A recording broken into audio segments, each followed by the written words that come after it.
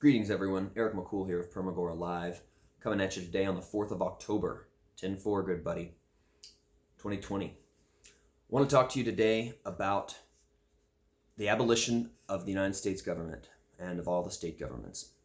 Now, that may seem a bit extreme, but I want to remind you that in the founding documents of this country, it is explicitly laid out that that is our right, as the people for whom this government supposedly exists, to do that.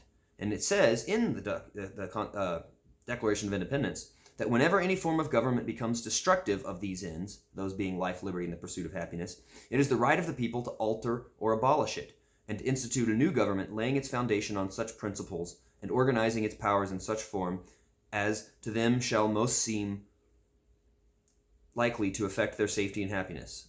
Seem most likely. So, we have the right to abolish the government. How do we do that? Simple. With the Constitutional Convention. 2/3 of the states take a vote. They say, let's abolish this whole thing. Obviously, they need to have something in place to replace it with, and that's something that's important. It needs to be based on and founded on a simple principle of non-aggression or of do no harm or whatever you want to call it, right? Consent is the simplest way to put it.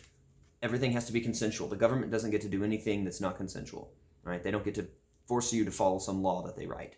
The only laws that they are able to enforce with violence are aggression against other people, destruction of property, violence, right? If someone commits violence, now the government has the right to come in. But if they don't actually commit a crime against another human or against an entity protected by law, such as nature, then the government has no right to act. That must be the founding principle of any new government we institute.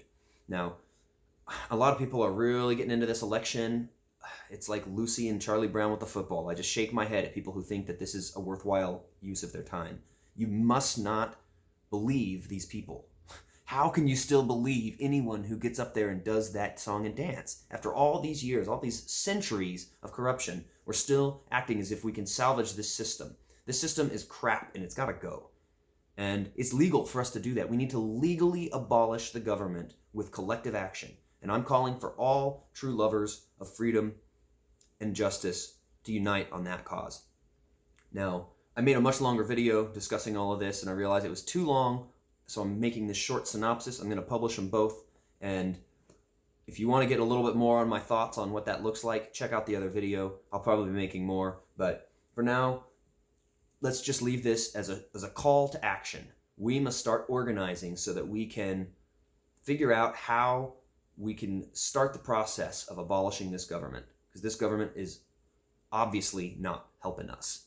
And it's our right and our duty to secure more freedom and more opportunity for people in the future, including our own children. So check it out, folks. Check out the other video, and let's begin the conversation. Let's see if there's any way we can come together on what we all agree on.